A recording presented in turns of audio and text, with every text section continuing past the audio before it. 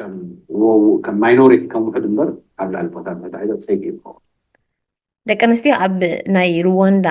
ፖለቲክስ 61% ዝሓዛሲ ሩዋንዳ ተዓኑላን ይብለና ኣሎ ማለት ኣለኹ ስልጣነይ ከይትሕድግኒ ስልጣንሲ መሪሕነትሲ ንዓይ ዝምልከት ንኣኺ ነገር ክትቂላ ንጓል ኣንስተይቲ ዝፀቐጥቀያ ግን ማዕሪኡ ኢኻ ኤክስትሪሚስት ተፍሪ ዘለካ ማዕሪኡ ኢኻ እንታይ ኣኽረርቲ ሰባት ተፍሪ ዘለካ ወለድና ክምስሉ እንታይ ይብሉ ሓንቲ ጓል ኣንስተይቲ ምሂርካ ማለት ግን ሕብረተሰብ ምሂርካ ማለት እዚ ጌጋ እዩ ወይ ድማ ምስ ኮይኑ ስምዐኒ ንዓይከም ፌሚኒን ንብሎ ዘለና ነታ ጓልነታ ገዲፋ ማለት ኣይኮነ ኣብ ሕብረተሰብና የስ ከም ሕብረተሰብ መጠን ንሕና ንጓል ኣንስተይቲ ክብሪ ኣሎ ኣብ ሕብረተሰብ ኤርትራ ኣኽሪሉስ እንታይ ገበርና ኣሎ የጥዕመና ኣሎ ዝዛረቦ ዘሎ ቃላት ብዛዕባ ንጓል ኣንስተይቲ ዝገልፀሉ ዘሎ ከም ሓደ ኣርእስቲ ወይ ድማ ከም ሓደ ሓሳብ ሒዝካ እያ ትቀርብ ከማንሲ ብጣዕሚ ኣዝዩ ዘሕፍር ኣዘራርባ እዩ ማለት እዩ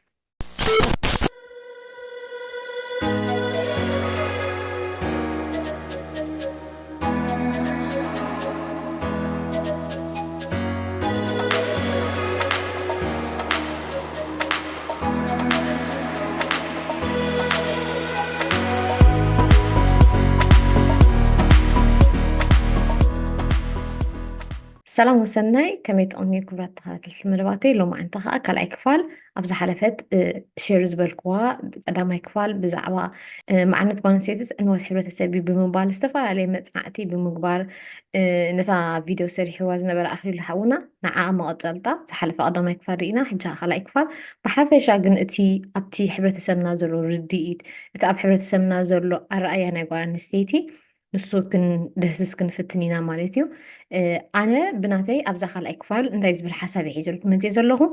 ጉጉይ ርድኢት ብጓል ኣንስተይቲ ክኸውን ይኽእል ብወዲ ተባዕታይ ኣብቲ ማዕርነት እንተደኣ ጉጉይ ርድኢት ኣሎ ኮይኑ ንስዩ ሕብረተሰብ ዘዕኑ ንሱ ናብ ባእሲ እቱ ንሱ ናብ ግርጭት የእቱ እምበር ብገዛ ርእሱ ማዕርነት ንጓል ኣንስተይቲ ብፍፅም ተኣምር ሕብረተሰብ ክዕኒ ኣይክእልኒ ወለድና ክምስሉ እንታይ ይብሉ ንሓደ ወዲ ተባዕታይ ምሂርካ ማለት ሓደ ሰብ ምሂርካ እዩ ንሓንቲ ጓል ኣንስተይቲ ምሂርካ ማለት ግን ሕብረተሰብ ምሂርካ ማለት እዩ ብምባል እቶም ኣዝዮም ለባማት ወለድና ክማን ነዚ ብምስላ ገይሮም ይገልፁልና ማለት እዩ ብዝኾነ ናብታ ካልኣይ ክፋል ክንከይድ ኢና ኣነ ኣብዚ ልክዕ ከም ፌሚኒስት ኮይነ ወይ ገለ ኮይነ ኣይኮንኩን መንስኤ ዘለኹ ብዛዕባ ሕብረተሰብ ክሳብ ዝተዛረበ ንጓል ኣንስተይቲ ምምሃርካ ዕንወት ሕብረተሰብ ክሳብ ዝበሎ እቲ ሕብረተሰብ ዝበሃል ጓል ኣንስተይትን ወዲ ተባዕታይን ክልቲኦም ኮይኖም ሓቢር ዝነብሩ ሕብረተሰብ ዝኾኑ ከምዛ ትሪኦ ኣለኹም መደበይ መደብ ንማላልያ ትበሃል ንጓል ኣንስተይቲ ኖኖ እዚ ቦታ ንወዲ ተባዕታይ ኖኖ እዚ ቦታኻ ኖኖ ጓል ኣንስተይቲ ከም ዝትገብር የብላን ወዲ ተባዕታይ ከም ዝገብር ኣለዋ ዘይኮነሲ ፀፅባቐና ተስነናሃ ፖቴንሻል ኢና ክንዓቢ ብሓንሳብ ክንሰርሕ ንሱ እዩ ናተይ ትምኒተይ ሕጂ ድማ ናብታ ናተይ ካልኣይ ክፋል ከብለኩም ሰናይ ምክርታል በቲ ኣዝዩ ዝተሓተ ዝተሓተ ኣብነት ከነምፂና ማለት እዩ ምክንያቱ ኣብ ቤዚክ ኢና ንዛረብ ዘለና ኣብቲ ታሕተዋይ ደረጃ ውሪድና ኢና ንዛረብ ዘለና ኣብ ሕብረተሰብና ከምቲ ኣቐዲሙ ኣኽሊሉ ሓውና ዝበሎ ጌጋ ዝኾነ ርድኢት ኣሎ ክሳብ ሕጂ ኣብ ጓል ኣንስተይቲ ጥራይ ኣይኮነ እቲ ጓል ኣንስተይቲ ሲ ነቲ ማዕርነት ብጉጉይ ተረዲኣ ትጥቀመሉላ ገለ ዝበሃል እዚ ጌጋ እዩ ወይ ድማ ምስ ኮይኑ ስምዐኒ ንዓይ ከምልዋ ማለት እዩ ንሱ ጥራይ ዘይኮነ እቲ ጌጋ ወላ ኣብቶም ደቂ ተባዕትዮ ኣሕዋትና ጌጋ ዝኾነ ርድኢት ኣለዎ ሕጂ እንታይ እዩ ክጅምር ከሎ ኣኽሊሉ ሓውና ንዕና ዝበለና እንታይ ኣላ መሰል ኣይኮንኩን ዛረብ ዘለኹ ማዕርነት እዩ ዛረብ ዘለኹ ንስማዕ እስኪ ሰሚዕና ንዛረብ ኢልና ማለት ሕጂ ኣብ ሕብረተሰብና መሰር ክብሪ ማዕርነት ኣይርድኦን ይሕውስውሱስ ኢሉ እዩ ዘሎ ማለት እዩ ንሓንቲ ጓል ኣንስተይቲ መሰላ ሂብካያ ኦኬይ ጓል ኣንስተይቲ ትምሃር ምምሃር ናይ ኩሉ ሰብ መሰል ኢልካ ሂብካያ ፅባሕ ንግሆ ኣብ ስራሕ ከይዳ ንኸይትሰርሕ ከምዚ ኣኽሊሉ ሓውና ዝብሎ ዘሎ ናይ ጓል ኣንስተይቲ ኣይትደልን እያ ከማን ኢሉ maybe ናይ ሓደ ኢንሹራንስ ካምፓኒ ጠቂስልና ከም ኣብነት እቲ መፅናዕቲ ሲ ካበይ ትወስቶ ንመን ትጥቀመሉ ኣብ ምንታይ ኩነታት ትወስቶ ናይቲ ካምፓኒ ስርዓት ከነታ ጓል ኣንስተይቲ ዝሕግዛ ነይሩ ድዩ ጭንቀት ዝገበርላ ነይሩ ድዩ እቲ ኣብኡ ዘሎ ምሕደራ ንጓል ኣንስተይቲ ሙጭእ ዝኾነ ምሕደራ ድዩ እዚ ባዕልኻ ትምህርሶ እዩ ማለት መፅናዕቲ ኢልካ ክሳብ ናይ ኢንቴሌክቹዋል ዝኾኑ ሰባት ናይ ኣዝዮም ዝፃዕርሉ ነገር ወሲድካ ኣብዚ ምፅኢኻ ክንድሌካ ኣብ ዘድሌካ ባኮ ትሰኻኽዕ ዝሃለኻ ግድን እዩ ጌጋ ዝኾነ ርድኢት ክህብ ማለት እዩ ግና ኣብ ሕብረተሰብና የስ ከም ሕብረተሰብ መጠን ንሕና ንጓል ኣንስተይቲ ክብሪ ኣሎ ኣብ ሕብረተሰብ ኤርትራ ጓል ኣንስተይቲ ክብሪ ኣሎ ነዴኻ ተኽብራ ንሓፍትኻ ተኽብራ ክብሪ ማለት ግን መሰር ማለት ኣይኮነን ክብሪ ማለት ግን ማዕርነት ምሃብ ማለት ኣይኮነን حجي اوكي كبرت با ጓንሴቲ ክብርቲ እያ ጓንሴቲ ትህረም ምክንያቱ ኣብ ዝሓለፈ ንሪኦ ኢና ደቂ ኣንስትዮ ኣሕዋትና ክትቅተላ ከብላ ከለዋ ኩሉ ወዲ ተባዕታይ ይኹን ጓል ኣንስተይቲ ብምሉእ እንታይ ኮይኑ ነይሩ ብስምዒት ብሕርቃን ጓል ኣንስተይቲ ዶ ትህለም ጓል ኣንስተይቲ ሓፍትኻ ትሃርም ሰበይትኻ ትሃርም ከምኡ ዓይነት ኦኬ ብዙሕ ብዙሕ ካልእ ንገዲፍና ማለት እዩ ዝበዝሐ ሰብ ግን ከምዚ ዓይነት ርድኢት ኣለዎ ማለት እዩ ሕጂ እውን ምስ ኣኽሪሉ ተሰማምዑ ኣዝዮም ኣዝዮም ብዙሓት ሰባት ከም ዘለኹም ኣይጠራጠርን ግደፎም ወዲ ደቂ ተባዕትዮ ደቂ ኣንስትዮ ንባዕልኽን ማለት እዩ ኣኽሪሉስ እንታይ ገብረና ኣሎ የጥዕመና ኣሎ ዝዛረቦ ዘሎ ቃላት ብዛዕባ ንጓል ኣንስተይቲ ዝገልፀሉ ዘሎ ወይ ድማ ማዕርነት ኢሉ ከረድኦ ዝፍትን ዘሎ ኖኖ መሰል ኣይኮንኩን ኣነ ብዛዕባ ማዕርነት እየ ክብሪ ሂብካያ ንጓል ኣንስተይቲ መሰላ ሂብካያ ንጓል ኣንስተይቲ ማዕርነታ እንተዘይረጋጊፅካሉ ትርጉም የለን ብዙሕ ነገር ከይተዛረብና ከለና ቪድዮ ንቀፅል ማለት እዩ ሕጂ ደቂ ተባዕትዮ ዓብለጥ ኮይኖም ኣይኮኑን ነዚ ቦታታት ሒዞም ደቂ ኣንስትዮ ኣብ ፖለቲካ ፖዚሽን ቦታ ድሌት የብለን ሕያው ድሌት የብለን ባህርያዊ ድሌት የብለን እዚ ዓለት ምትካን ናበና ሕሎ እቲ ኣንስታይ ዝበሃል ወይ ከዓ ፊሜል ዝበሃል ክፋን ሕብረተሰብ ግን ኣብ ፖለቲካዊ ቦታ ድሌት የብለን ባህርያዊ ድሌት የብለን ምክንያቱ እቲ ቦታ እቲ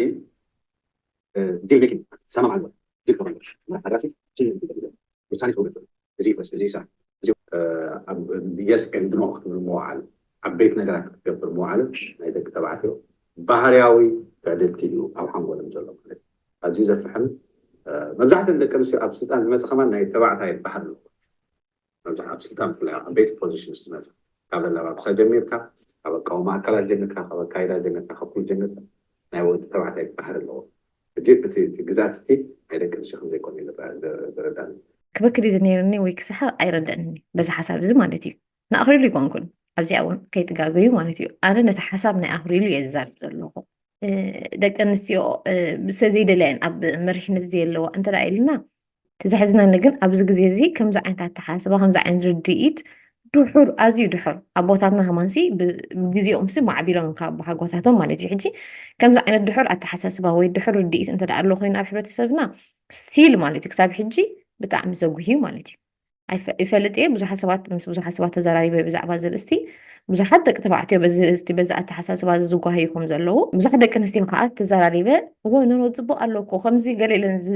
ናቱ ጃስቲፋይ ክገብርኦ ዝፍትና ደቂ ኣንስትዮ ከዓ ብዙሓት ረኪበ ማለት እዩ እቲ ዕብለላ ዘይኮነ ሲ ጓል ኣንስተይቲ ሲ ብተፈጥሮ ነቲ ኔቸር ናይ ጓል ኣንስተይቲ ሲ ይብሎ ኣሎ ማለት እዩ ክፍጠር ከሎ ወዲ ተባዕታይ በቃ መራሒ ዓብላሊ ወይ ድማ ወሳኒ ብምዃን እታ ጓል ኣንስተይቲ ግን ብተፈጥሮ ኣስኮም ኣይተፈጥረት ንወዲ ተባዕታይ ዓብላሊ ድዩ መራሒ ድዩ ክገብሮ ዝኽእል ሓደ ነገር ጥራይ ኣይኮነን ተፈጥሮ ጥራይ ኣይኮነን ብዙሕ ነገራት እዩ ከምኡ ዝገብሮ ንጓል ኣንስተይቲ ድማ ናብኡ ነገር ሪስክ ንኸይትወስድ ናብኡ ነገር ንኸይትኣቱ ዝገብራ ነገራት ከዓ እቲ ተፈጥሮ ጥራይ ኣይኮነን ብዙሕ ነገር እዩ ዘሎ ኣኽሪሉ ሓወይ እንታይ ክብለና ፀኒያ ካልእ ኣካዳድና ጓል ኣንስተይቲ ሲ ናብ መሪሕነት ንበዘሲ ከም ናይ ኣወዳታት ትለብስ ኣካዳድና ጓል ኣንስተይቲ ኣብቲ ሕብረተሰብ እዩ ዝናፅር ኤርትራዊት ጓል ኣንስተይቲ ዝክደኖ ወዲ ኣብዚ ኤሮጳ መፂና ወይ ኣብ ኣሜሪካ መፂና ዝክደንዎ ኣካዳድና በበይኒ እዩ ግን ብጉልባብ ናይ ማዕርነት ግን ንጓል ኣንስተይቲ እንትና ወዲ ተባዕታይ ትገብራ ኮንካ ነቲ ናታ ባህርያዊ ኣፈጣጥራ ኢኻ ትግልሶ ዘለካ ሕጉስኻ ክኮን ኣይትኽእልን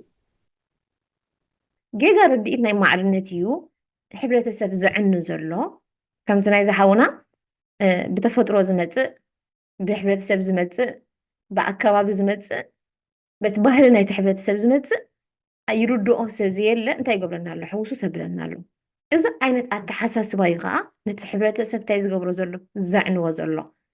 ምክንያቱ ኣብዚ ግዜ እዚ እንታይ ኢና ግዜ ግብሪ እዩ ጓል ኣንስተይቲ ሲ ክትገብር ትኽእል ዳ ኣይትኽእልን ኣብ ሓላፍነት ኣትያ ከተድምዕ ትኽእል ዳ ኣይተድምዕን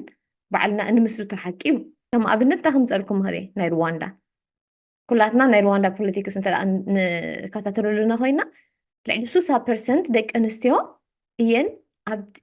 ኣብቲ ናይ ምሕደራ ኣብቲ ናይ ጋቨርንመንት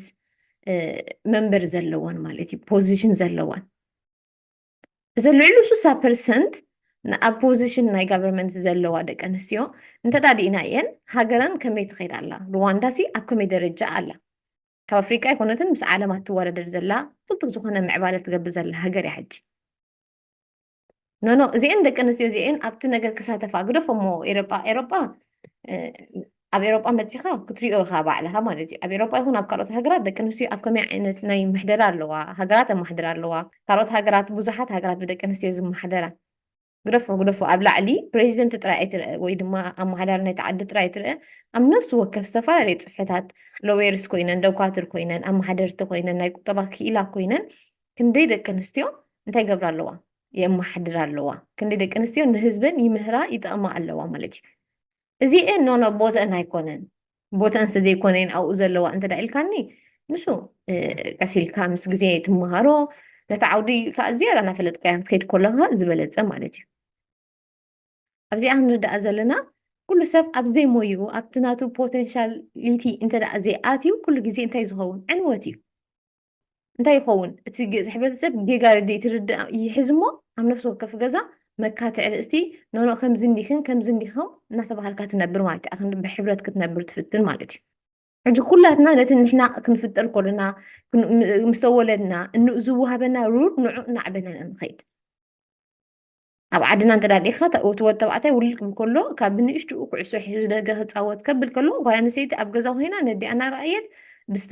ኩስኩስቲ ክትሓፅብ ምስ ኣዲኣ ክትዕልል ኮፍ ኢለን ኣንስቲ መሓዙት ኣዴታታ ክዕላ ከለዋ ኮፍ ኢላ ትሰምዐን። ሽዑ እንታይ ይበሃል? ጓል ኣንስተይቲ ብተፈጥሮ ሓማይት እያ። ኖ ኣብ ገዛ ዕድላት ዝተረክብ ዘላ ኮፍ ኢለን ብዙሕ ግዜ ዝተዘሕልፋ ዘለዋ ኮፍ ዝበለ ሓንጎልካ ኩሉ ግዜ እንታይ ዝገብር ክዛረብ ብዛዕባ ሰብ ኣብ ዘየድልየካ ነገራት ክትኣቱ ይገብረካ ማለት እዩ። ኦኬ ክዳን ሶሳይቲ ዝህበካ እምበር ተፈጥሮ ዝህበካ ኣይኮነን። ኣካዳድና ተፈጥሮ ዝህበካ ኣይኮነን። ምናልባት እታ ጓል ኣንስተይቲ ትራንስጀንደር እንተዳ ጌራ ናብ ካልእ ናብ ወዲ ክትቅየር ኢላ እንተዳ ፈቲና ናይ ሆርሞንስ ናይ ዝተፈላለዩ ነገራት ምዕራፍ እንተወሲዳ ኦኬ እዛ ጓል ኣንስተይቲ ወዲ ተቐይራ ባዮሎጂካሊ ነቲ ናታ ኔቸር ትቀይራ ኣላ ንብል። ክዳን ስረ ዝገበረት ሲ ናብ ናይ ወዲ ተባዕታይ ተቐይራ ክዳን ትገብሮ ሲ እቲ ሕብረተሰብ ዝህበካዮ እምበር ኔቸር ዝህበካስ ኣይኮነን ማለት እዩ። ተወዳዳሪት ስለዝኾነ ከም ተፃባይት ዝርያ እታ ጓል ኣንስተይቲ ሲ ኣብቲ ናይ ወዲ ተባዕታይ ሕጂ ትረአዮ እቲ ናይ ወዲ ተባዕታይ ኢሉ ኣሳይን ገይርዎ ዘሎ ብሕብረተሰብ ኣሳይን ኮይኑ ኣብ ፖለቲካ ይኹን ኣብ ካልእ እምበር ብተፈጥሮ እዚ ዶክተር እዚ መማሓዳሪ እዚ ገለ ዝበሃል የለን። እቲ ወዲ ተባዕታይ እውን ክውልድ ከሎ ኣብዚ ኩላትና ክንርድር ዘለና ነፍሲ ወከፍ ነቲ ናቱ ፖቴንሻል እንተዘይኣለልዩ ኣብዚ ኸደ ከይዱ ዕውት ኣይከውንን እዩ። ሓደ ወዲ ተባዕታይ መፅ ኢሉ ምሕደራ ንወዲ ተባዕታይ እሞ ኣብ ምሕደራ ከኣቱ ኖ ኣብ ቁጠባ ንወዲ ተባዕታይ ፋይናንስ ከብል ዝኽእል እሞ ወዲ ተባዕታይ ከኣትሉ ይብልኒ ብኡ ተኸስኪሱ እንተዘይዓብዩ ብኡ እንተዘይኣፅኒዑ ብኡ ግዜኡ ሕሊፉ ብዛዕባ እቲ ዘለዎ ቴክኖሎጂ ይኹን ብዛዕባ እቲ ዘለዎ ተበፂሑ ዘሎ ነገራት እንተዘይኣፅኒዑ ወላ ሓንቲ ትርጉም የብሉን ማለት እዩ። ልክዕ ከምኡ ከዓ እታ ጓል ኣንስተይቲ ካብ ብህፃና ኮላ ብቲ ናይ መፃወቲ ተንበሊኖ ድስቲ ኩስኩስቲ ዝተዓቢ ዘላ እንሳ ንኖ ኣይተኮስኮሰትን ግን ዕድል ተራሂብካ ኣነ ሕጂ ኣብ ገዛይ ኣደይ ናይ ወዲ ተባዕታይ ናይ ጓል ኣንስተይቲ ኢላ ፈለያ ስለዘይዕብየትኒ ኣብ ዝኸድኩ ከይደ ዝኾነ ዓይነት ስራሕ ክፍትን ኣይፈርሕን ማለት እዩ። ነኖ ደሲሽን ናተይ ኣይኮኑ ከምኡ ኣይኮነን ፓርትስ ናይቲ ሶሳይቲ ናይቲ ሕብረተሰብ ክሳብ ዝሃለኹ ኣብ ውሳኔታት ክኣቱለኒ ምክንያቱ ኣነ ኣካል ናይቲ ሕብረተሰብ እየ። ኦኬ መሰል ኣለኒ እባሃል ከለኹ መሰለይ ከረጋግፅ ዝኽእል ባዕለ እቲ ፓወር እዩ በቃ ደቂ ተባዕትዮ እዚ እንተ ደኣ እታ ጓል ኣንስተይቲ ኣብቲ ስራሕ ኣብቲ ውድድር ኣብቲ ናቱ ሞያ መፅያ ሲ ኣየኽብራኒ ውድድር እዩ ዝኣቱ። ስለምንታይ ወዲ ተባዕታይ ውድድር ይኣቱ ኣሎ? ፓወር እዩ። ስልጣን ከዓ ኩሉ ግዜ እንታይ እዩ ተወዳዳሪ እዩ። ንጓል ኣንስተይቲ የብሉ ንወዲ ተባዕታይ የብሉ ማለት እዩ። ብሓፈሻ ግን እዚ ኩሉ ኢሉ ክገልፀልና ከሎ ኣብ መወዳእታ እንታይ እዩ ዝክበና ደልዩ እዚኣ ዝበለ ሓሳብ ይክበና ደልዩ ማለት እዩ። ስልጣን እዩ ኩሉ ጉዳይ። እታ ጓል ኣንስተይቲ ኣብ ስልጣን መፅያ ትወዳደር ወሰድ ዘላ ስልጣን ከዓ ንወዲ ተባዕታይ ኣይኮነ ንኩሉ መራሕቲ ናይ ዓለምና ሲ ኣብ ስልጣን ክንደይ ዓመታት 30 40 50 ዓመት ኣብ ስልጣን ክፀንሑ እንታይ ይገብሩ ኣት ሴም ታይም ከዓ ነቲ ሕብረተሰብ የዕንቡ ማለት እዩ። ምክንያቱ ኣብቲ ስልጣን ኮይኖም ናይ ብዙሕ ተለባሕቲ ስለዝኾኑ ከም ድላዮም እዝዙ ከም ድላዮም ገንዘብ ይእክቡ ከም ድላዮም ይኸዱ ማለት እዩ። ሕጂ በዛ ናይ ኣኽሪላ ሓሳባት እታ ጓል ኣንስተይቲ ኣብ ስልጣን መፅያ ትወዳደር ዘላ እቲ ተወዳዳዲ ዝገብራሲ ነናህና ክንመላላ ኣለና ንስኹም ገዛ ትፀንሐላካ ወዲ ተባዕታይ ኣብ ስልጣን ኮይኑ ከመሓድር ኣለዎ ዘይኮነሲ ሰብ በበት ዘለዎ ፖቴንሻል እታ ጓል ኣንስተይቲ ኣብ ገዛ ኮፍ ክትብል ደሊ ዘላ ኦኬ እቲ ወዲ ተባዕታይ ከ እንታይ እዩ ዝደሊ ዘሎ ስልጣን እዩ ዝደሊ ኦኬ ስራሕ ስልጣን ካግበር ግና ስልጣኑ ከይሕደግ እዩ ዝፍጠር። ጓል ኣንስተይቲ ግን ኣብ ስልጣን ኣብ መሪሕነት እዚ ሓደ መዓልቲ ቪድዮ ጌራ ከም ዝፀርኩ እናቱ ጓል ኣንስተይቲ ኣብ መሪሕነት ዘለዋ ብልጫታትን ፅባቐን ጉድለታትን ኣብ መደብ ጌራ ከም ውፅአ ሓደ መዓልቲ ኣብዚ ናተይ ዩቱብ ቻነል ምክንያቱ እዛ ናተይ ዩቱብ ቻነል ንማላልያ ትብል ወዲ ተባዕታይን ደቂ ኣንስትዮን ተማላሊእና ኢና ንኸይድ ኣማላልኣ ግን ብኸመይ እዩ እታ ጓል ኣንስተይቲ ተፍቅሮ ነገር እናገበረት ወዲ ተባዕታይ ከዓ ዘፍቅሮ ነገር እታ ጓል ኣንስተይቲ ክትዓብየሉ ትኽእል ነገር እናገበረት ናታ ፖቴንሻል እናኮስኮሰት ወዲ ተባዕታይ ከዓ ብኸመይ ኢኻ ትማላልኣ እምበር ኖ ኣነ ኣብ መሪሕነት ዘለኹ ስልጣነይ ከይትሕድግኒ ስልጣንሲ መሪሕነትሲ ንዓይ እዩ ዝምልከት ንኣኺ እዚ ዓብላልነት ይበሃል እታ ጓል ኣንስተይቲ መሰላ ትኽእል ኣለኻ ማለት እዩ ፀቃጢ ሕብረተሰብ ይበሃል እዚ ትፀቕጣ ኢኻ ዘለኻ ትዕብልላ ኢኻ ዘለኻ እምበር ኣብ ስልጣን መፅያ እንተ ደኣ ዓቕሚ ኣለዋ ክእለት ኣለዋ ክትመርሕ ትኽእል እንተ ደኣ ኮይና ትወዳደረካ ምስ መን ትወዳደር እንታይ ኣብቲ ውድድር ከ እንታይ ኢኻ ትኸስብ ክንቅፅል ኢና ተስፋ ኣይቆርፅን ምክንያቱ ገለ መልእኽቲ ክህልዎ ስለዝኽእል ክሳብ መወዳእታ ማለት እቲ ማዕርነት ዝበሃል መሰረቱ ኣብ ነብስና ነዊሕ ግዜ ስለ ዝተደጋገመ ብሚድያ ብዙሕ ግዜ ስለ ተሰማዕናዮ ከም ፅቡቅ ነገር ክንቆፅሮ ንኽእል ኢና ገለ ግን ኮንስፒራሲ ምስጢር ወይ ተንኮል ኣንፃር ባህርያዊ ኣፈጣጥሮኦም እዩ ማዕረ ክኾኑ ኣይኮኑን በበይኖም እዮም ባዮሎጂካሊ ሳይኮሎጂካሊ ሶሻሊ ካልቸራሊ ብዝተፈላለየ ባኮታት ሓንቲ ባኮ ዘይኮነት ብዝተፈላለየ ነገር ጓል ኣንስተይቲ ወዲ ተባዕታይን በበይኖም እዮም ኣብዚ ዘጠራጥር ነገር የለን ኣይዝረብኒ ምክንያቱ እንታይ ይመፅእ ኣሎ መሲልካ ከምዚ ዓይነት ሓሳብ ገይሮም ነቲ ጓል ኣንስተይቲ ፀቒጥካሲ ካልእ ነገር ክትቂላ ንጓል ኣንስተይቲ ዝፀቐጥቃያ ግን ማዕሪኡ ኢኻ ኤክስትሪሚስት ተፍሪ ዘለካ ማዕሪኡ ኢኻ እንታይ ኣኽረርቲ ሰባት ተፍሪ ዘለካ ንሓደ ነገር ክትፀቕጦ እንተፈቲንካ ቁስራ ሓሚምካሲ ነቲ ቁስራካ ክንትፍውሶ ነታ ቁስሊ ዓቢትካ ተብላ ትኽኢልካ ስታይ ኢኻ ትገብራ እታ ትላባይ ትለክስ እያ ረኺሳ እንታይ ትገብር ናብ ዓፅምትካ ተኣቱ መትናትካ ይተናኸፍ ማለት እዩ ዝገደደ ኣብ እግርኻ እንተ ደኣ ኮይና ቁስሊ ክሳብ እግርኻ ትቁረፅ የብፅሓ ማለት እዩ ልክዕ ከምኡ ከዓ ከምዚ ዓይነት ባህሪ ንሕብረተሰብ ንታ ጓል ኣንስተይቲ ንስኺ ብተፈጥሮ ከምዚ ኢኺ ንስኺ ብተፈጥሮ ከምዚ ኢኺ ኢልካ ኣዝዮም ምሁራት ኣዝዮም ንፉዓት ብዙሕ መፅናዕቲ ንክንደይ ዓመታት ዘበሉ ከማን ከምዚ ዓይነት ደሲሽን ከምዚ ዓይነት ኖ ከምዚ ብከምዚ መፅናዕቲ ዝበሃል የለን ድኾነ መፅናዕቲ ክጅምር ከሎ ናይ ድኾነ ናይ ምሁራት ሓሳባት ክትወስድ ከለካ ኣፅኒዖም ምስ ኣብ መወዳእታ እንታይ እዮም ዝገብሮ እዚ ዓይነት መፅናዕቲ ሲ ንፋርዘር ንመፃኢ ዓብ መፅናዕቲ ክኸውን ንመፃኢ ክፅንዐሉ ኢና ነተባብዕ ወይ ድማ ባዕልና ክነፅንዖ ኢና ብምባል እዮም ዝውድእዎ ማለት እዩ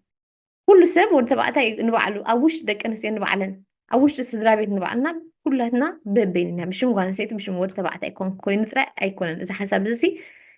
ንሓደ ሰብ ንኸተእምን ማይሲ ማዕርነት ማዕርነት ጓል ኣንስተይቲ ኣብ ሕብረተሰብ ዕንወት እዩ ዘምፅእ ዘሎ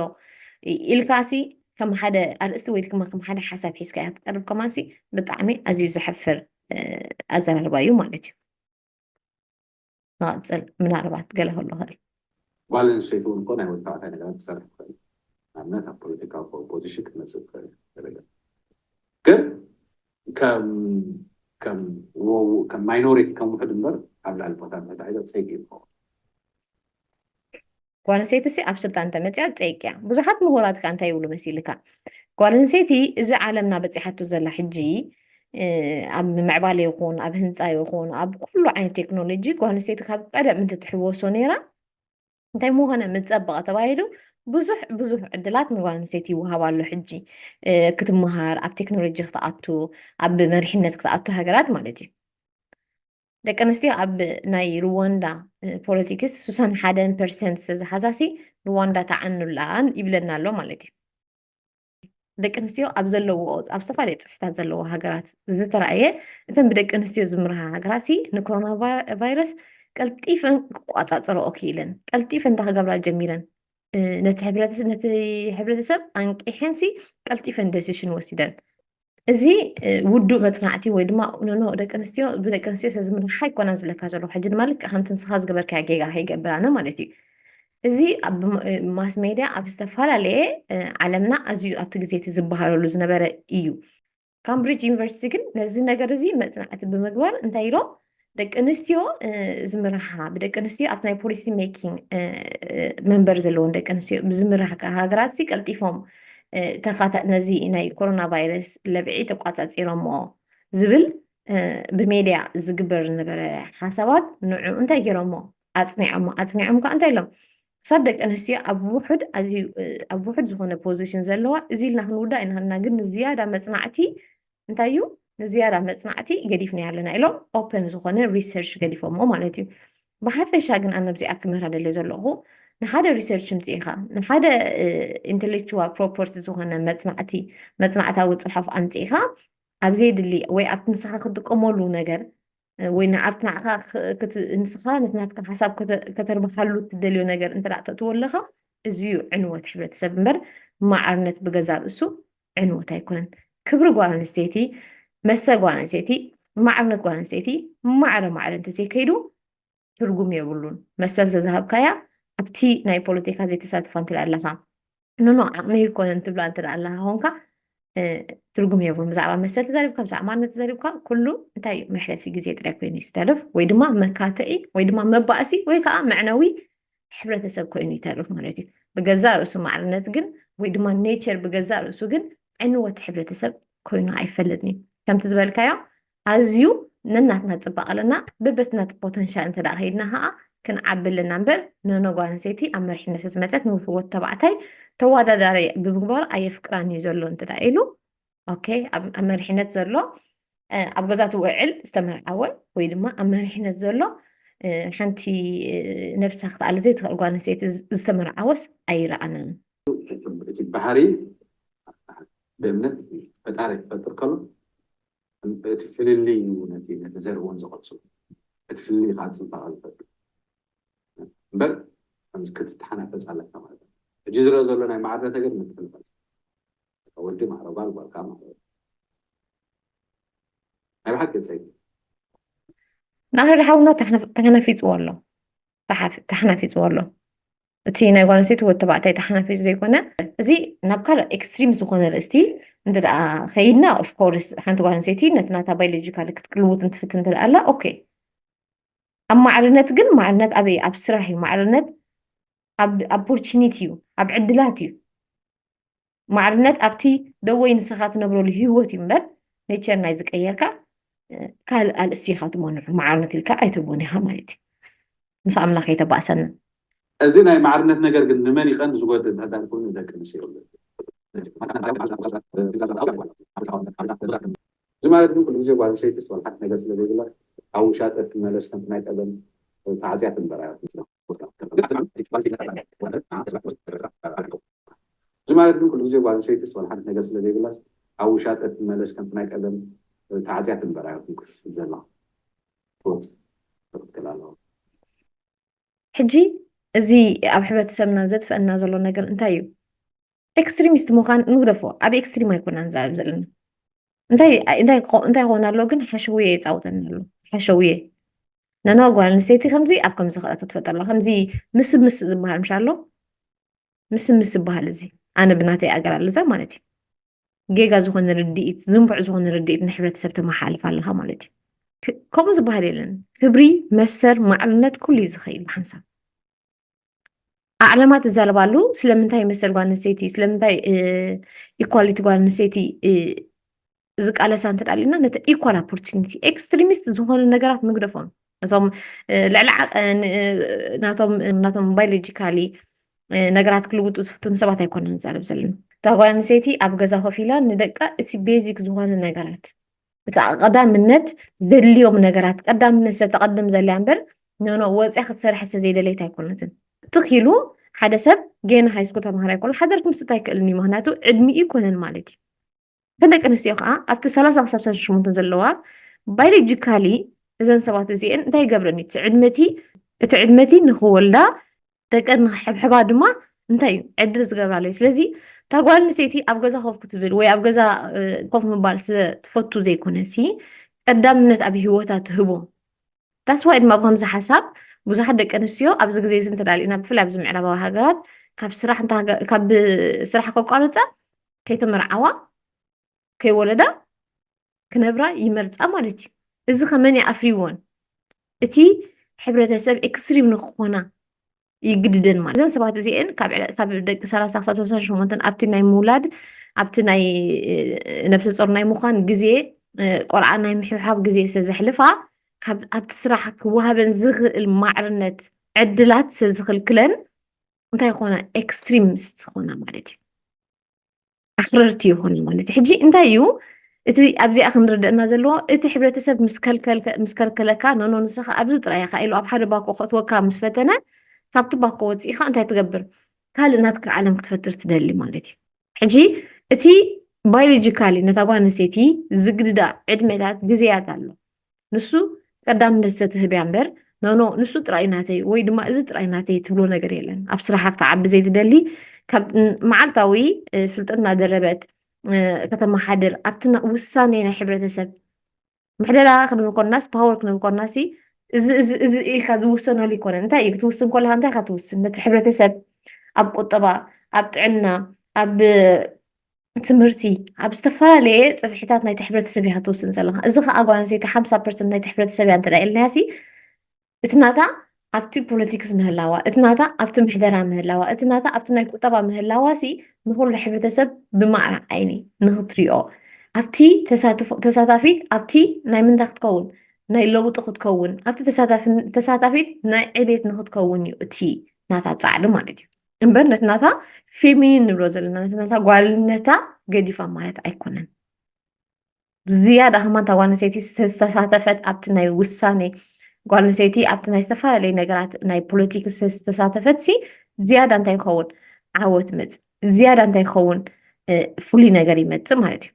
ምክንያቱ እቲ ውሳኔ ብጓል ኣንስተይትን ብወዲ ተባዕታይን ከማን እንተዳ ብሓፈሻ ኣብ ሕብረተሰብና ንኢናሲ ኣነ ከም ልዋም እንታይ ምበልኩ ኣብ ናይዚ ናይ ፖለቲካ ይኹን ናይ ምሕደራ ናይ ቁጠባ እታ ጓል ኣንስተይቲ ኣብኡ ተትህሉ ነይራ ካብ ብንእሽተኣ ተመልሚላ ነቲ ናታ ፖቴንሻል ተኮስኪሱ ልክ ከምቲ ወዲ ተባዕታይ ዝረኸቦ ዕድላት ረኺባ ኣብቲ ዝለዓለ ደረጃ እንተትበፅሕ ነይራሲ እዘን ኩለን ዓለማት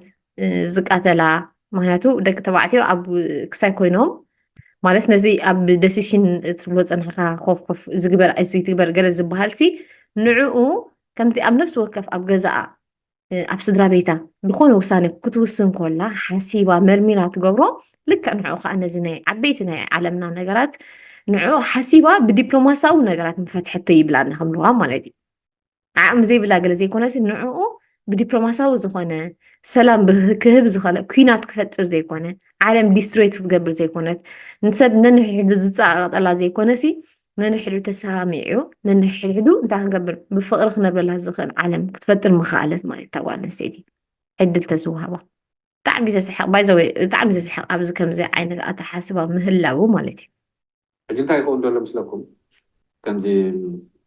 ኣብ መታሕቲ ዝበቁል ገረብ ኣብ ከበሳ ምፅኢካ ክትበቁ ክትቆሎም ፍታን ማሽዑ ብቆሎም ገለም ቆፅሊ ቢሉ ዝሓርር ከምኡ ኢሉ ወዲ ሰብ ክኾን ኣብቲ ባህርያዊ ቦትኡ ወፂኡ ኣብ ዘይባህርያዊ ቦትኡ ዝከይድ ዘሎ ማዕርነት ንምሕላው ጥራሕ ዘይኮነ ከማንሲ ልዕልነት ንምምፃእ ፃዕሪ ተጀሚሩ ማለት እዩ ልዕልነት ደቂ ኣንስትዮ ኣብ ደቂ ተባዕትዮ ንምትግዛዝ ሕጂ እንታይ ኮይኑ ከምዚ ነቲ ሓውስ ብሓውን ተቢሉ ማለት እዩ ኣብዚ ናይ ኤልጂቢቲ ዝበሃል ኣሎ ሕጂ ኣብዚ ናይ ቅድሚ ናብ ኤልጂቢቲ ናብ ካልእ ምእታው ማለት እዩ ሓደ ሰብ ከመይ ጌርካ በቲ ናቱ ካልቸር በቲ ናቱ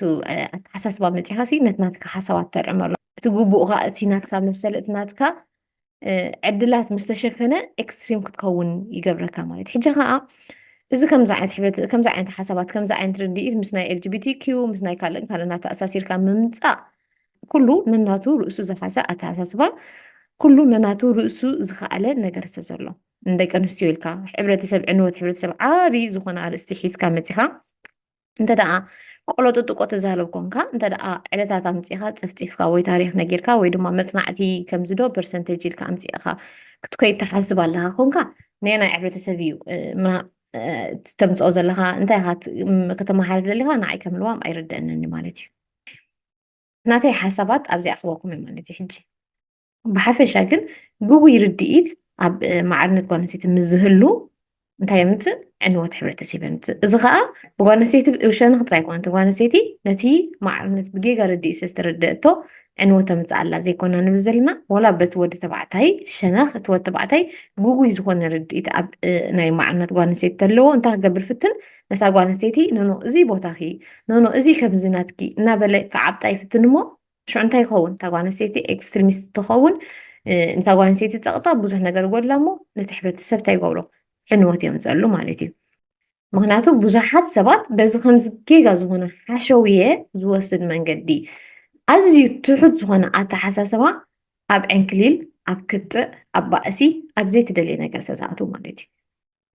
ምናልባት ናይ ትራንስጀንደር ተዛረብ ነቲ ናቱ ጀንደር ዝቕይር ሰብ ነቲ ናቱ ባዮሎጂካሊ ሜክኣፕ ዝቕይር ሰብ እንተ ደኣ ትዛረብ ነይሩ ኦፍኮርስ ክንዛረብ ንኽእልና እምበር እዚ ንሓደ ሕብረተሰብ ካብ ቅቡል ዘይኮነ ርእስቲ ኣምፂኢኻ ኣብቲ ናይ ጓል ኣንስተይቲ ሰኺዕኻ ንጓል ኣንስተይቲ ካልእ ዓይነት ምስሊ ክትህብ ምፍጣን ወይ ድማ እኽኒ ንደቂ ተባዕትዮ ንደቂ ኣንስትዮ ብፍላይ ኣብዚ ግዜ እዚ ንጓል ኣንስተይቲ እዚ ብዙሕ ዕድላት ከፊትካ ናታ መንፋዓት ነዚ ተሓልፎ ዘላ ፀገማት ኣብ ገዛ ይኹን ኣብ ደገ ንኩሉ ክትገብር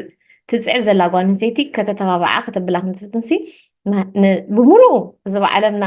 ዘሎ ምሕደራ እናረኣናዮ እዚ ኩሉ ቁጠባታት ጓል ኣንስተይቲ ኣብ ዓድና ወይ ድማ ኣብ ከባቢ ኣብ ኣፍሪቃ እንተዘይኮይኑ ኣብ ዝተፈላለዩ ዓለም ከይዳ እናሰርሐት እናፃዓረት ብክልቲኡ እናተዋግአት ክእለታ ብቕዓታ እንተርኢ ዘላ ጓል ኣንስተይቲ ኣኽንዲ ክትሕግዝ ወይ ድማ ከተበራትዕ ምፍታንሲ ነኖ ጓል ኣንስተይቲ ኣብዘይ ቦታኣ ተመንቂሳስ ኣብ ናይ ወዲ ተባዕታይ ኣተኣቱ ዘላ እንተዳ ኢልና እዚ ጌጋ ዝኾነ ርድኢት እዩ እዚ ከዓ ንሕብረተሰብ ዘጥፍእ ዘሎ ጌጋ ዝኾነ ትምህርቲ ጌጋ ዝኾነ ኣተሓሳስባ ንሕብረተሰብ ምሃብ ንሱ ሕብረተሰብ ዘዕኑ እምበር ማዕረ ዝኾነ ዕድላት ማዕረ ዝኾነ ኣረኣእያ ምህላው ጓል ኣንስተይቲ ንሕብረተሰብ ትዕንወሉ መንገዲ የለን እንተዳሪእና ምህርቲ ጓል ኣንስተይቲ ዕድላት ዝረኸበት ጓል ኣንስተይቲ ባይታ ዝረኸበት ጓል ኣንስተይቲ ኣብ ብዙሕ ነገር ዕውትን ምሁራት ሕብረተሰብን ብሉፃት ሕብረተሰብን እያ ትገብር ኣቦታትና ክመስሉ እንታይ ይብሉ ንጓል ኣንስተይቲ ዘምሃረ ሕብረተሰብ ዘምሃረ ኢሎም ኣቦታትና ማለት እዩ ኣብ ስድራ ክትሓቆፍ ትኽእል ጓል ኣንስተይቲ ከዓ ኣብ ስራሕ ከይዳ ኣብ ሓደ ካምፓኒ ከይዳ ኣብ ሓደ ሃገር ከይዳ ክትሓቁፍ ዘይትኽእለሉ ምክንያት የለን እቲ ፅባቐ ናይ ጓል ኣንስተይቲ ኣብ ፍቕሪ ኣብ ምትሕቑቓፍ ኣብ ምርዳእ ሼርን ናይ ምግባር ነገራት ድማ ካብ ብንእሽተኣ ተኮስኪሳ ተዓብየሉ ስለዝኮነት ወላ ኣብቲ ዝተፈላለየ ቦታታት ፅፍሕታት ከይዳ እንታይ ክትገብረሉ እያ ኣብኡ ከይዳ ከተንፀባርቆ እያ ሓይሊ ዝኾና ድርዒ ዝኾና እምበር ፍፅም ተኣምር ነታ ጓል ኣንስተይቲ ካብ ሱራ መንቂሱ ናብ ካልእ ነገር ኣይብላን እዩ ዝያዳ ዕድላት ዝሃብካዮ ሕብረተሰብ ንጓል ኣንስተይቲ ከዓ ዝያዳ እንታይ ይኸውን ኣፍራይ ይኸውን ዝያዳ ከዓ ብልፂ ትኸውን እንተዳ ዝያዳ ዓምፂፅካያ ዝያዳ ፀቂጥካያ ድማ እታ ጓል ኣንስተይቲ ኣብ ደገ ክትሰርሕ ትግደድ ኣብ ውሽጢ ክትሰርሕ ትግደድ ቆልዑ ክትኣረ ትግደድ ሲንግል ማም ክትከውን ትግደድ መርዓ እንታይ የድልየኒ ቆልዓ እንታይ የድልየኒ ዝብል ኣተሓሳስባ ይመፅእ ማለት እዩ ስለዚ ጌጋ ርድኢት ናይ ሕብረተሰብ ንጓል ኣንስተይቲ ዝፀቅጥ ሕብረተሰብ እንተደኣ ኮይኑ እንታይ ዝገብራ ነታ ጓል ኣንስተይቲ ኣብ ጌጋ መንገዲ ከም ትኸይድ ይገብራ እሞ እቲ ሕብረተሰብ ይዓኖ እምበር ነታ ጓል ኣንስተይቲ ንዕንስኺ ስርሒ ንስኺ ክትሰርሒ ከለኺ ከምዚ ክሕግዘኪ ወይ ድማ ንስኺ ናትናትክ ፖቴንሻል ክትክስክሲ ከተዕብይ ከለኺ ኣነ ከዓ ብግደይ ክገብር ኢልካ ብናይ ፍቕሪ ብናይ ምትሕልላይ እንተዳ ዘይጌርካዮ ኩሉ ነገር ኩሉ ግዜ ኣብ ዕንወትን ኣብ ባእስን የእቱ ማለት እዩ ኣብዚ ቻነለይ ሓደሽ ዝኾንኩም ሓፍትኩም ልዋ መብራህቲ ኣብዚኣ መደብ ንመላላእ ድማ ዝተፈላለዩ ሓሳባት ሒዘ ክቀርበ ሓደሽ ንዝኾንኩም ሳብስክራይብ ኣብ ታሕቲ ሳብስክራይብ ግበሩ ናይ ወትሩ ተኸታተልቲ መደባተይ ክትኮኑ የተባብዐኩም ሃናት ትብልዎ ርእቶታት ምዝህልወኩም ወይ እውን ብሕጂ ክግበር ኣለዎ ትብልዎ ኣርእስታት ምዝህልወኩም ኣብቲ ዓውዲ ሞያ ዝኾኑ ሰባት ዓዲመ በቲ ሞያ ኣፍልጦ ዘለዎም ሰባት ዓዲመ ከዓ ኣብዚ እናተይ ንመላላእ ትብል መደበይ ኣብኡ ክንዘራርብ ይህን ክንብል ኢና ብምልኣትኩም ሰናይ ናይ ሓድሽ ዓመትን ናይ ምትሕቋፍን ግዜ ይግበረልና ንምምላእትና ኣብ ዝተፈላለዩ ፋሒልና ዘለና ድማ ባዕሉ ኣምላኽ መተኣኻኸቢ ይፍጠረልና ቻው